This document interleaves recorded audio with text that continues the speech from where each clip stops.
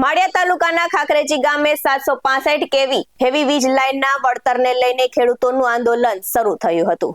લાકડિયાથી વડોદરા જતી વીજ લાઇનમાં યોગ્ય વળતરની માંગ સાથે ખેડૂતોએ આંદોલન શરૂ કર્યું હતું। આ આંદોલનમાં રાજ્યભરના કોંગ્રેસના આગેવાનો પણ હાજર રહ્યા હતા અને ખેડૂતોએ પોતાના અધિકારો માટે વિશાળ મહાસંમેલન યોજ્યું હતું।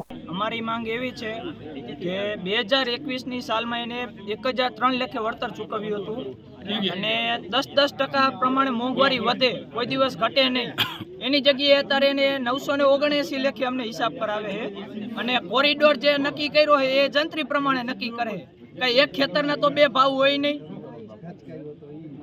અત્યારે અંદાજિત આ 14 જિલ્લાઓમાં આ જ પ્રશ્ન છે।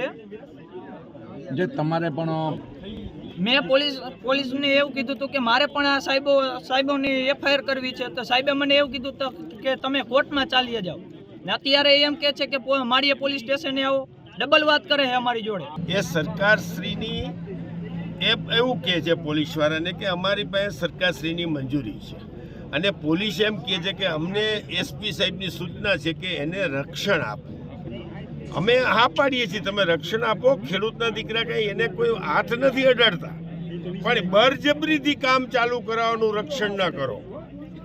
પોલીસનો સહારો લઈને કોન્ટ્રાક્ટરો દાદાગીરીથી જે ખેડૂતના ખેતરમાં પ્રવેશ કરી અને ખોદકામ ચાલુ કરે છે, એમાં સરકારશ્રી એક પણ રૂપિયાનું હજી સુધી આ કંપની એને વળતર આપ્યું નથી। જ્યારે કોઈ પણ કોન્ટ્રાક્ટ આવી પાવર ગ્રીડનો કોન્ટ્રાક્ટ હોય છે ત્યારે એમાં વળતર સાથેનો કોન્ટ્રાક્ટ હોય છે, એટલે જે વળતર દેવાનું છે એ કંપનીએ દેવાનું છે।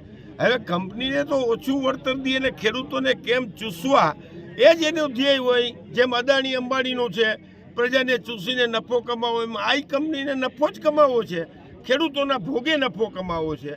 એની સામે ખેડૂતો એમ કહે છે કે તમે પાવર ગ્રીડના થાંભલા નાખો, અમને વાંધો નથી, પહેલાં અમને વળતર ચૂકવો અને યોગ્ય વળતર સરકારશ્રી ચૂકવે। એ આપના તમામ મીડિયાના માધ્યમથી હું ગુજરાતના મુખ્યમંત્રી ભૂપેન્દ્રભાઈ પટેલ સાહેબને કહેવા માંગુ છું। BS9 TV ન્યૂઝ સાથે વિશાલ જયસ્વાલ, હળવદ।